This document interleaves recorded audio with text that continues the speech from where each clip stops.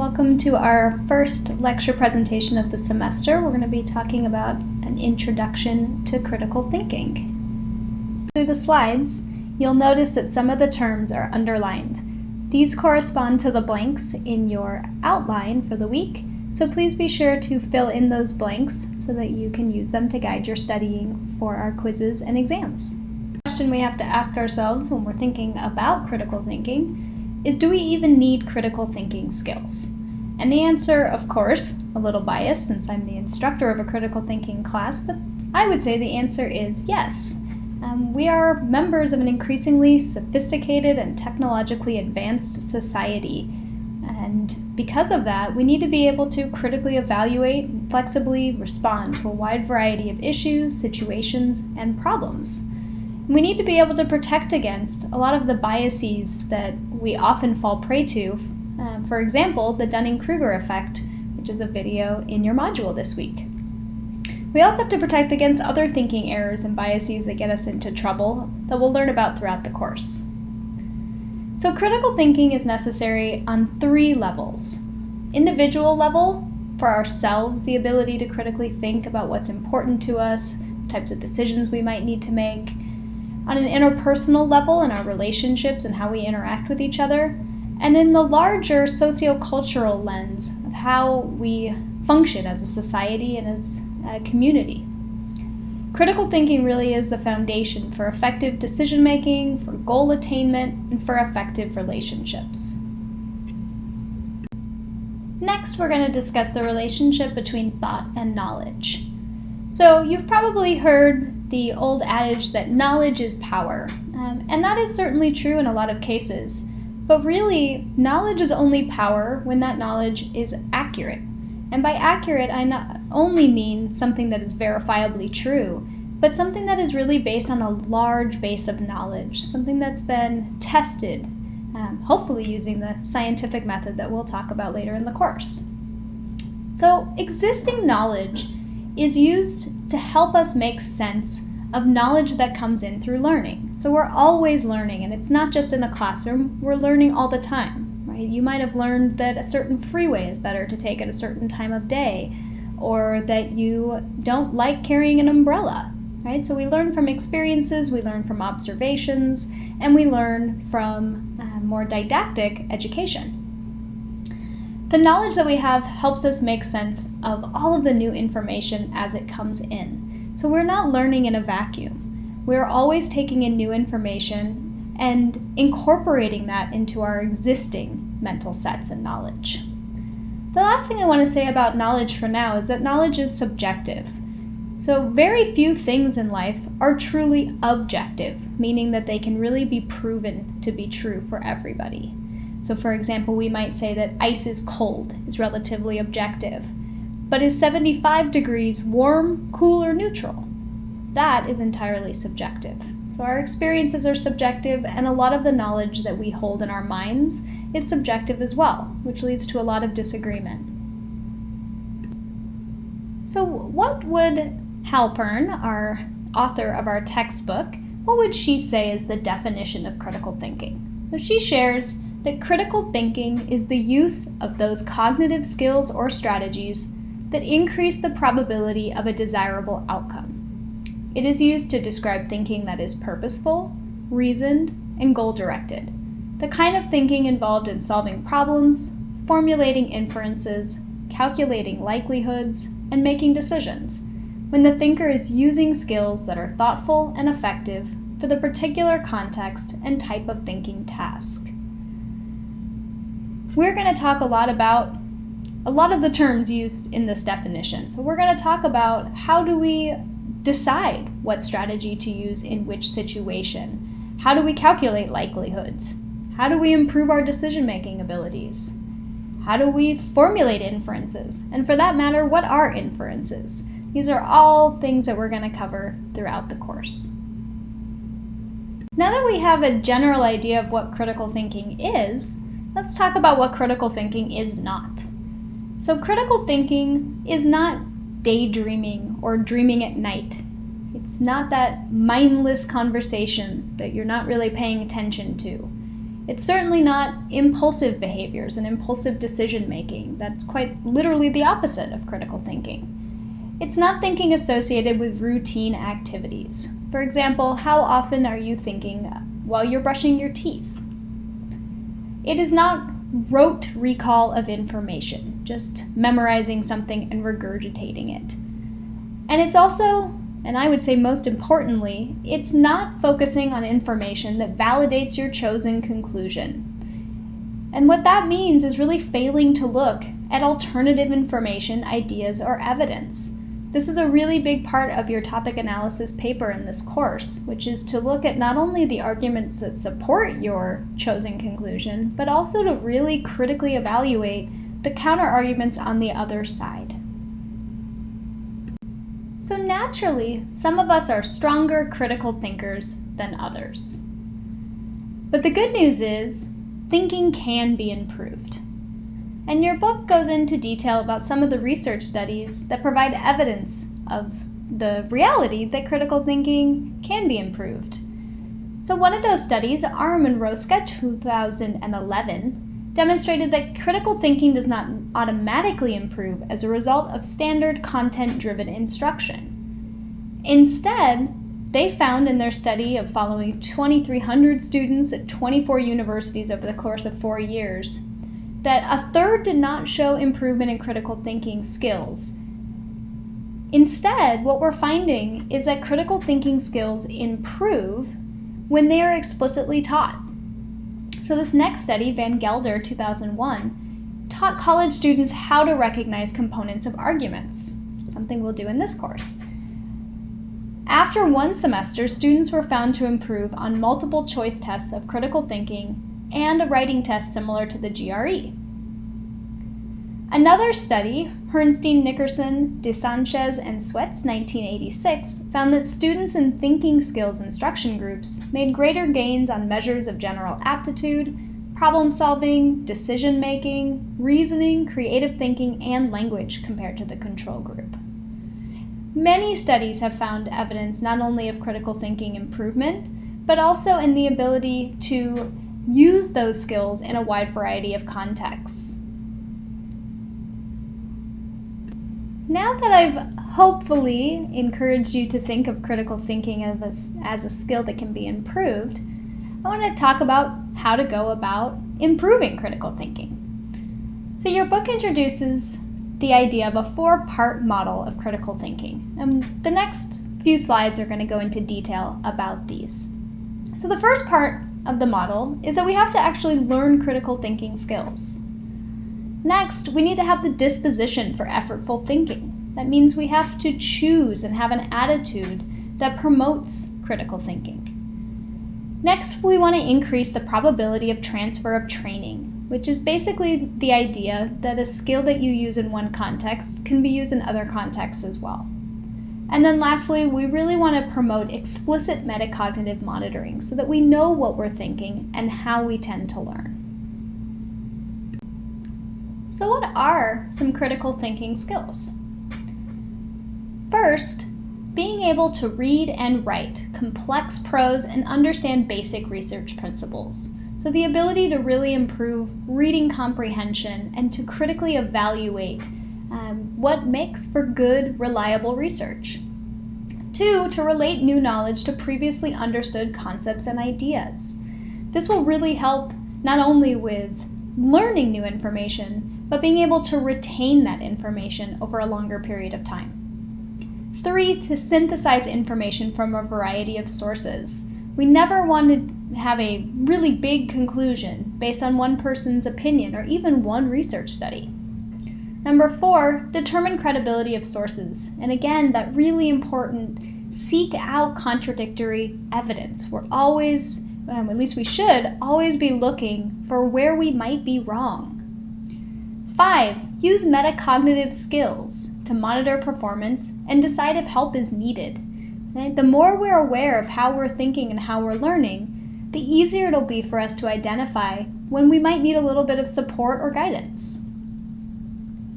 6, generate a reasoned method for selecting among several possible choices. So rather than mindlessly making a decision or choosing a method that just sounds easiest or sounds best in the moment, we really want to critically evaluate what our options are and which one's going to be best in that given situation. Number 7, recall relevant information when it's needed and recognize manipulation. The more aware you are of the traditional attempts at manipulating people, the more likely you will be to notice these attempts and to be less or maybe not even swayed by them. And then number 8, utilize numerical information like probabilities, matrices, and diagrams when needed. It's also important to have a critical thinking attitude. A positive attitude when it comes to critical thinking enhances the benefits of learning about critical thinking skills. Like anything else, if you have an attitude about it that is negative, if you're not interested in doing it, you probably won't apply the skills and they probably won't have a meaningful impact on your life. Additionally, conscious and deliberate effort is needed to utilize critical thinking skills effectively. They don't happen overnight. It's a lot like martial arts in the sense that practicing a self-defense technique once or twice doesn't mean that you're going to be able to protect yourself when you really need it. Similarly, with critical thinking, the more you practice the skills, the more automatic they become, and therefore, the more effective they are in your life. One of the major differences between good and poor thinkers is their attitude towards critical thinking. Nothing will assure failure faster than giving up, and critical thinking won't be useful to you if you don't apply the skills. There are specific attributes that differentiate good thinkers from poor thinkers.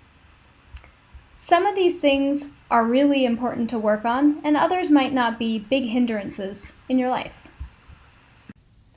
So some of the attributes of being a critical thinker. One of them is being willing to plan and think before acting and deciding. And this is something that takes a lot of practice for some people, and I would say most people. Some of us are naturally a little more impulsive, and some of us are naturally a little more reserved and thoughtful. So some of us will have to work harder than others at developing critical thinking skills and implementing them when needed. But we really want to work towards having this habit of planning, where it becomes ingrained in us.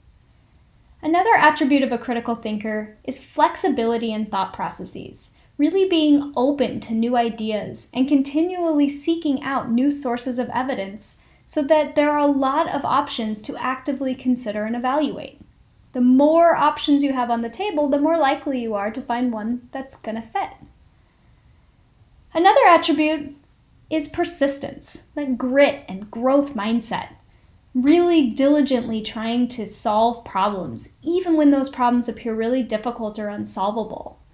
One of the biggest differences between strong critical thinkers and individuals who struggle with critical thinking is this attitude of growth mindset, of really putting in as much effort as needed to solve the problem, rather than jumping into the sense of defeat and giving up. Giving up will assure failure. Next, you really want to be mindful about the process and the products of your own thoughts. So this is really quite literally the opposite of being on autopilot. Next, being willing to self-correct, to admit error, and to change your mind if new or different evidence emerges. I know this is really scary and challenging for a lot of people. We don't like to feel like we were wrong, and there's a lot of pressure not to change our minds. But the scientific method depends on being able to change our minds. We can't learn and grow if we're going to rigidly hold on to outdated beliefs. Lastly, it's really important to be able to seek consensus and to maintain awareness of social realities. In order for thoughts to become actions, we oftentimes need to get other people on board, which means we need to be able to collaborate. We need to be able to communicate and interact with other people in a way that gets them to understand the value in whatever it is we're trying to communicate or produce. So I mentioned transfer of training a few slides ago, and I want to go into a bit more detail about what that means. So transfer of training refers to the ability to use skills in a wide variety of contexts. And so in this instance, we're talking about how to use critical thinking skills. Critical thinking instruction, what you learn in a classroom or from a book, is really only as valuable as it is usable. And that means being able to transfer those strategies to a multitude of different contexts.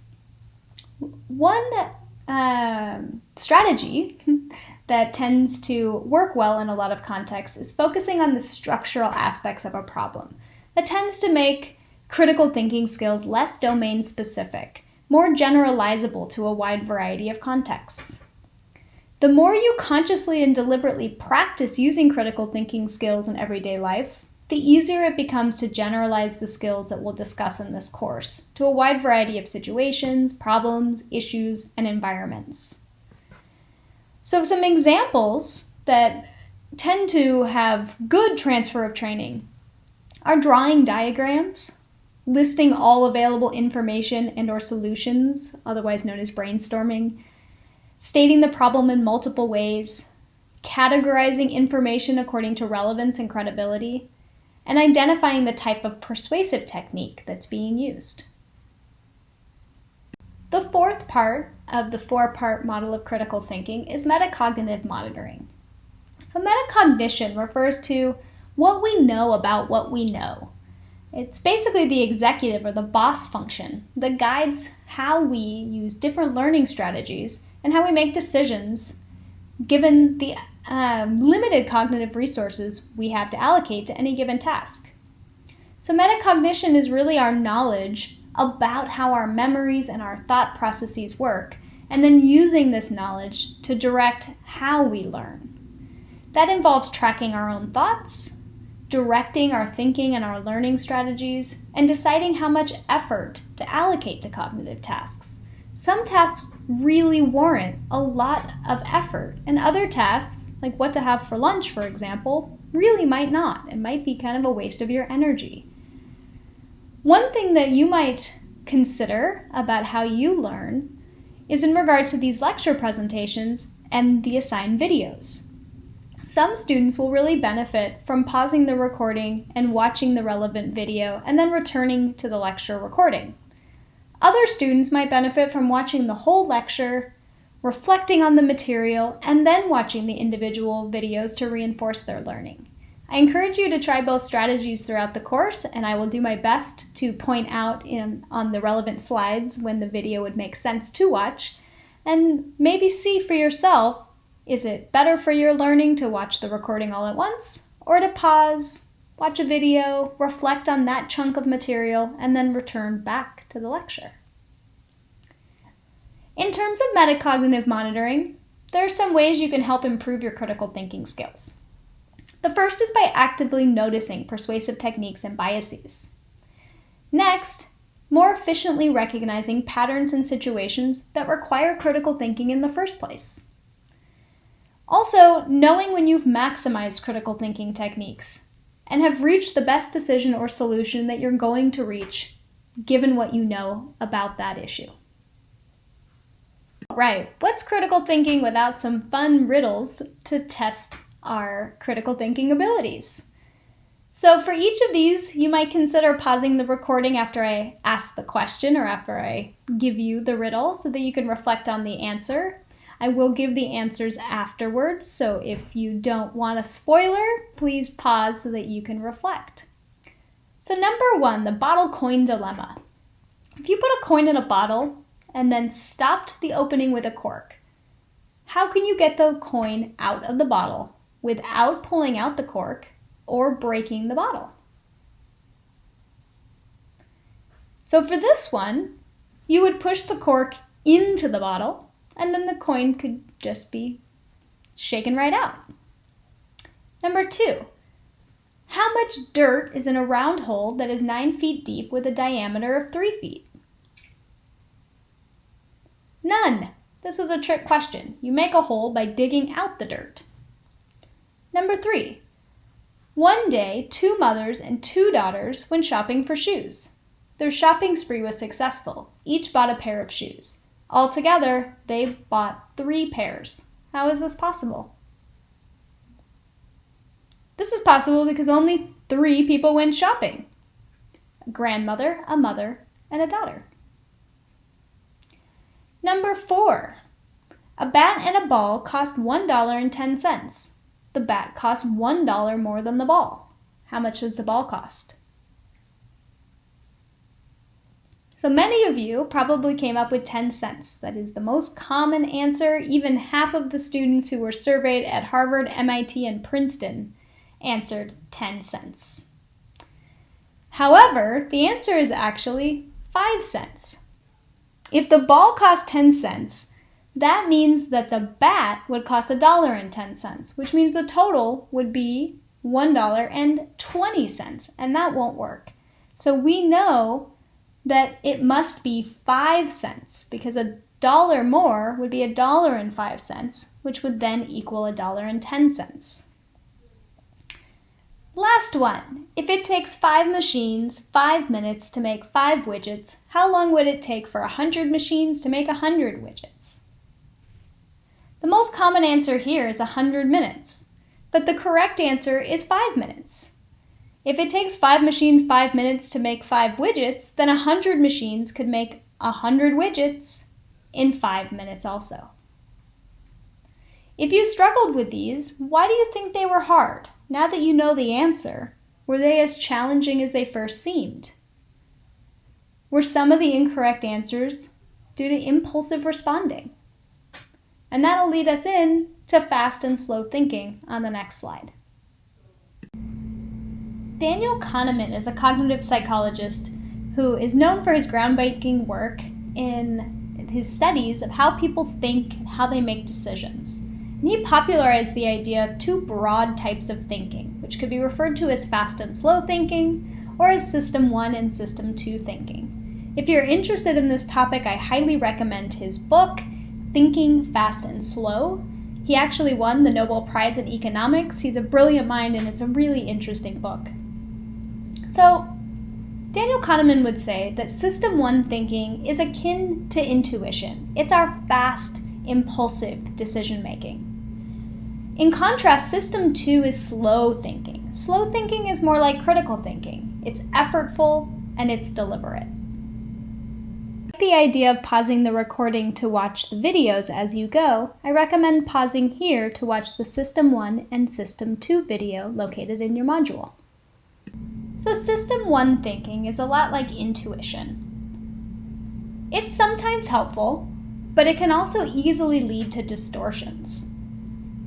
They're also really difficult to ignore, similar to a visual illusion.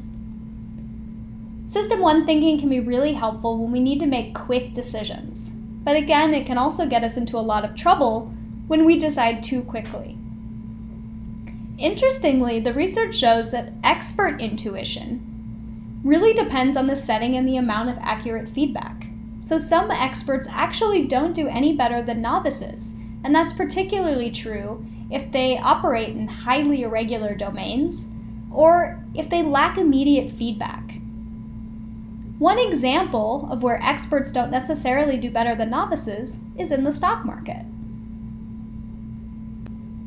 As I shared earlier, System 2 thinking is more akin to critical thinking. It's effortful and it's deliberate.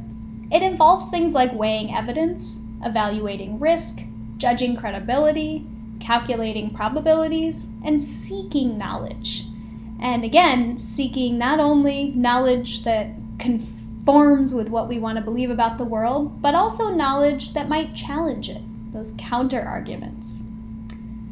It's best to rely on System 2 unless it really doesn't matter. Again, you can make an impulsive decision about what to have for lunch, theoretically, but in important areas, you want to rely on System 2 until you are knowledgeable and or trained about that subject. So for example, when you first start to play chess, or any challenging game for that matter, people generally rely heavily on System 2. They have to think really hard about their moves. By the time you are an expert chess player, even just a pretty good chess player, you can use System 1. You can more intuitively know what a good move is given the setup of the board.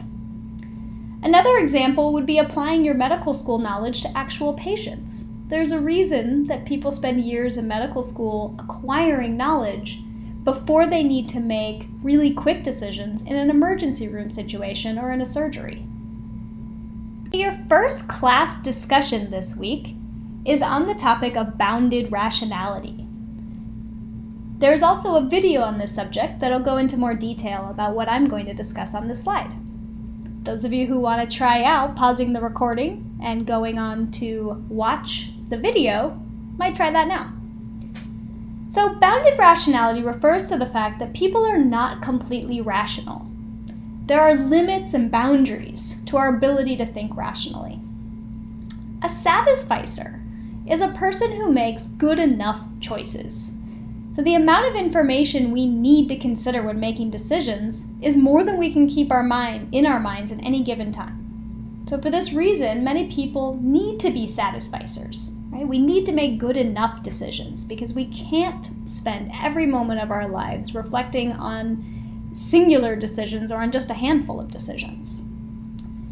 So fast and frugal thinking, that system one thinking, can actually lead to good decisions in some situations. But as I said earlier, it can also get us into a lot of trouble. It depends. Emotions influence how and what we think, and we're often unaware of what a profound impact it has on us. That's why sometimes we say what we don't mean when we're angry. A research example of this is the ultimatum game, which is described in the video that you'll be watching.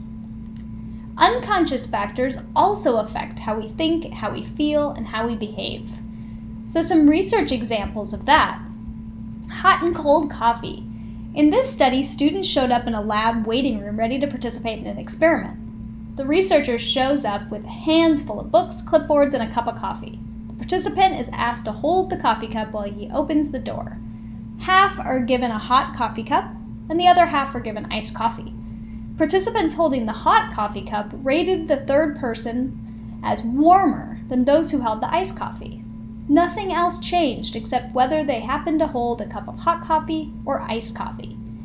None of the participants in the study believed the coffee influenced the rating of the third person, and they couldn't even remember if the coffee they held was hot or cold. But it impacted them nonetheless. Heavy light clipboard. In this study, when people lifted a heavy clipboard, they were more likely to evaluate a job candidate as better overall and having more serious interest in the position. This suggests that the additional weight of the clipboard unconsciously triggered ideas of being weighty and serious.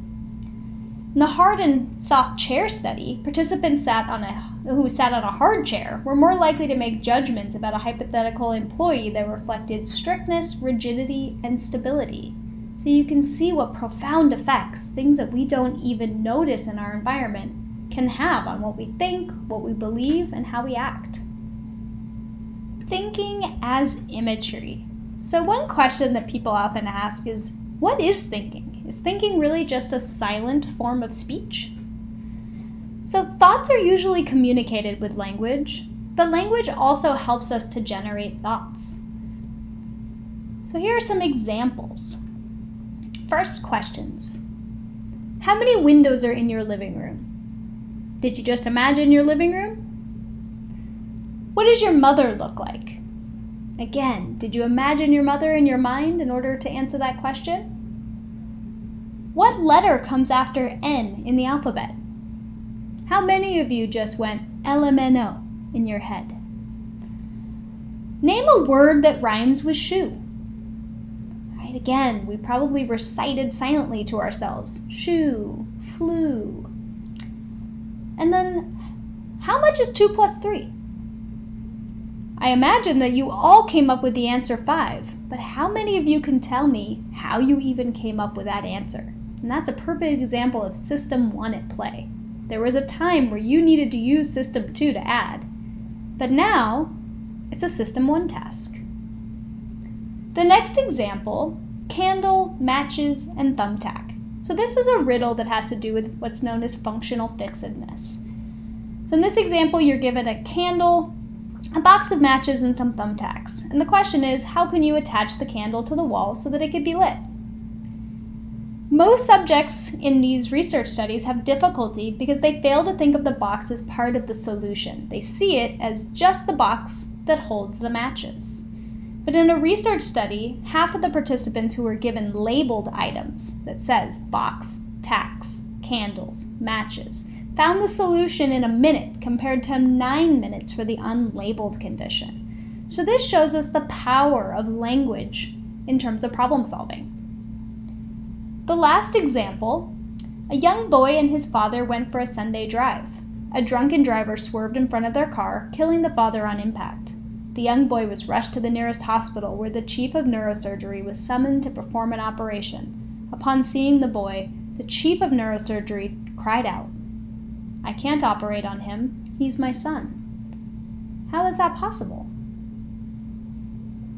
Now, I know from teaching this class in person that some of you immediately got the correct answer, and many of you are struggling to come up with one.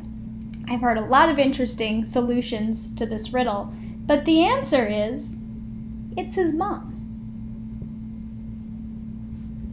We're going to talk about in this lecture presentation is how critical thinking is presented in the media. We're not going to talk about it in detail, but I do want to point out the fact that in general, the media tends to depict critical thinking with a negative slant. Right? Critical thinkers tend to be the quote-unquote bad guy of the movie or of the TV show or of the plot. They're depicted as cold and calculating, unpopular, manipulative, nerdy, and lacking interpersonal skills. Spin masters that are used in the media and in politics in particular are used to tell people what to think and believe. Spin masters literally help write speeches, help create commercials and campaigns that operate on the biases and the pitfalls of thinking that are so common amongst individual viewers. It really discourages individual critical thinking about issues, and it's a manipulation that's quite successful. And my hope is that by the end of the class, knowing about some of these strategies will make you more resistant to these tactics.